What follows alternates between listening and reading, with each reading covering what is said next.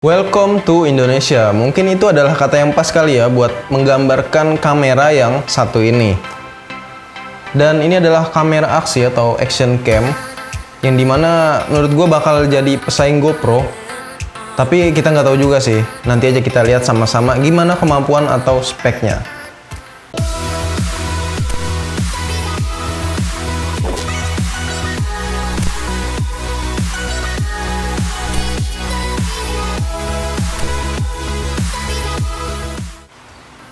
Insta360 ONE R adalah kamera aksi 360 derajat. Kalau sebelumnya itu juga ada Insta360 ONE X. Nah, varian yang gue pegang ini adalah yang Twin Edition. Artinya gue dapat dua lensa sekaligus, yang satu buat pengambilan gambar 360 derajat dan yang satu lagi ini buat pengambilan 4K. Kalau kalian mau beli satu-satu juga bisa. Misalnya kalian mau beli yang lensa 360 aja atau yang 4K-nya aja itu bisa. Dan tentunya yang Twin Edition ini harganya agak sedikit mahal ya. Tapi nggak beda jauh kok sama si GoPro 8, tenang aja. Pas pertama gue buka boxnya, gue langsung nemuin kayak kepingan puzzle gini, semuanya misah-misah lah. Mulai dari lensanya misah, terus layarnya misah, bagian bawahnya juga misah. Yang artinya kamera ini bisa kalian bongkar pasang guys. Misalnya kayak gini, gue pakai lensa 4K, terus kalau mau ganti ke lensa 360 derajat juga bisa, tinggal bongkar pasang aja lah pokoknya. Atau pakai lensa 4K tapi buat selfie atau vlog itu juga bisa, tinggal diputer aja lensanya. Jadi ini kayak terobosan baru aja sih kalau di sektor action cam. Sekarang ngomongin build quality-nya nih, ini sih keren banget lah pokoknya. Bodinya ngedove, terus solid juga, bahannya ini kayaknya metal sih, agak solid gitu. Terus desainnya juga gue bilang ini fresh aja gitu. Misalnya dikasih warna merah kayak gini. Kalau action cam lain kan misalnya kayak GoPro ataupun DJI Osmo Action itu warnanya ya kayak gitu-gitu aja. Terus ada kayak grip-gripnya kayak gini, tapi ini bukan karet ya. Dimensinya juga seukuran sih sama GoPro 8 menurut gue. Sekitar 72 x 48 mm dan tebelnya ini 32,4 mm. Terus untuk bobotnya cuma 121 gram aja. Untuk tombol-tombolnya dibikin simple karena cuma ada dua aja di bagian atas, yaitu tombol power sama tombol shutter. Jujur gue untuk buka portnya ini agak sedikit butuh usaha ya, apalagi kalau kalian pertama kali megang, karena kuncinya ini agak susah. Dan di bagian portnya sini ada dua lubang, yaitu USB-C dan slot micro SD. Selain itu juga kita dikasih casing bawaan kayak gini dan juga tutup lensa buat yang 360-nya. Nah, pas pertama kali dinyalain dia ada kayak bunyinya gitu, sama kayak si DJI Osmo Action lah. Terus kalau kalian baru pertama kali nyalain, mending kalian langsung install apps-nya aja. Di Android maupun di iOS itu bisa, karena biasanya itu bakal ada update. Kalau gue sih langsung update aja biar lebih enak aja gitu ke depannya. Untuk di bagian layarnya ini sih dikasih yang touchscreen, ukurannya sekitar 1,5 inci. Kecil sih, tapi cukup lah. Orang home screen-nya juga simple kok. Oke, sekarang kita mulai ngomongin speknya nih. Di lensa yang 4K, kalian bisa dapat bukaan atau aperture f2.8 wide angle 16,4 mm equivalent.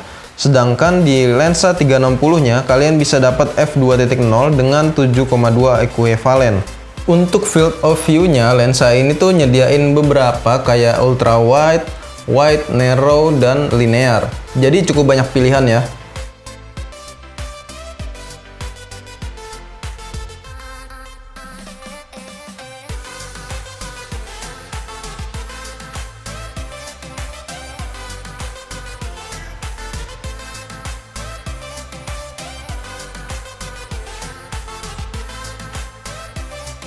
Sedangkan untuk sensor kameranya sendiri pakai yang 12 megapiksel, dimana yang kayaknya ini udah jadi standar kamera action ya. Ngomongin foto resolusi, untuk lensa yang 4K itu bisa sampai 4000 x 3000 piksel 4:3 dan 4000 x 2250 piksel 16:9.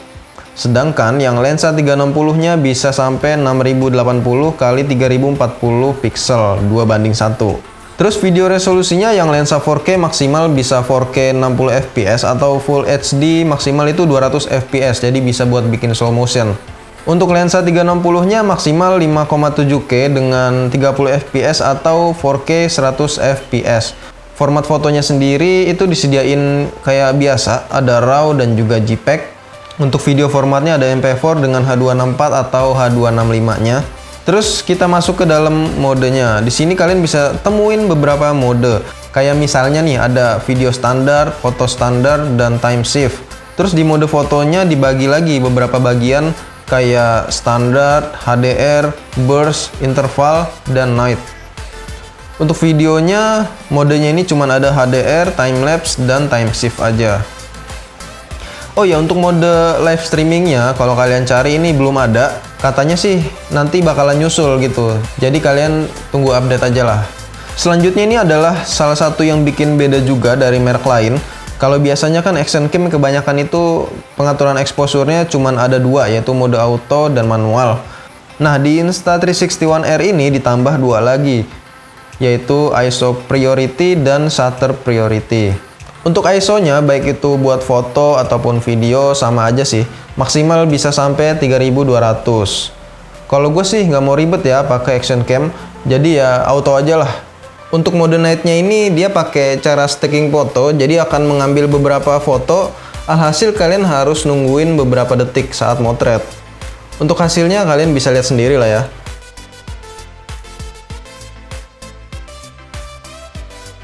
Satu catatan lagi, di kamera ini ternyata prosesornya agak lambat. Ya sama aja sih sebenarnya kayak action cam lainnya.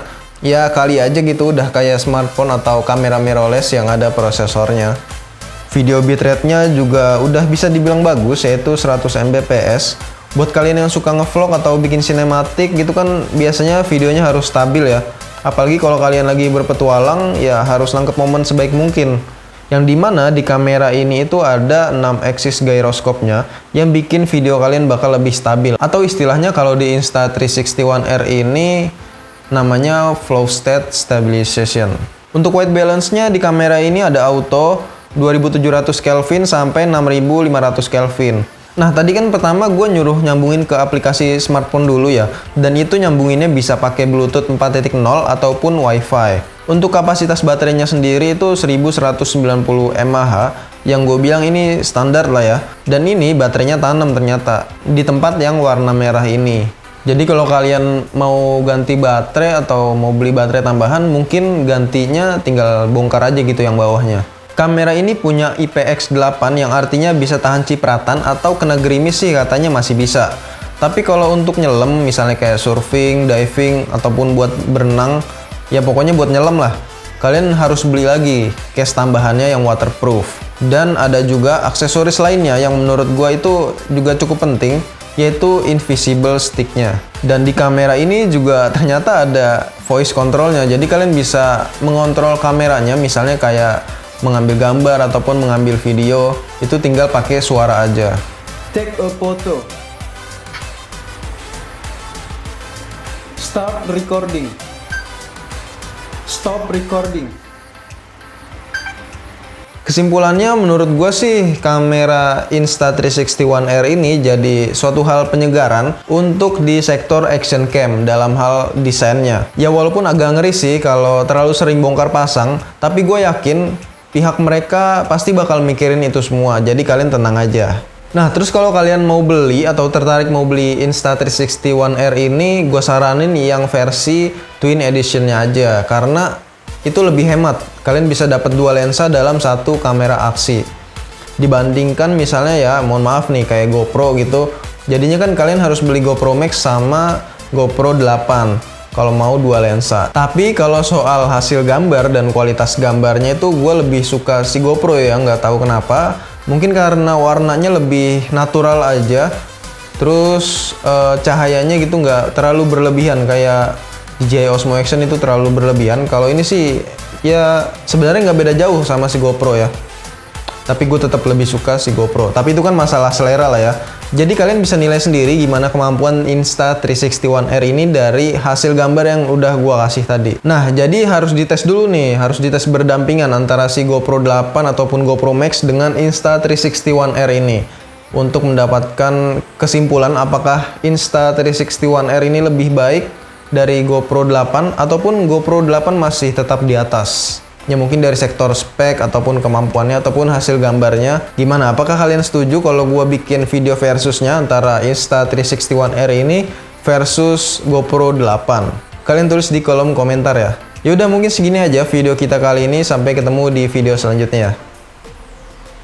Shut down a camera.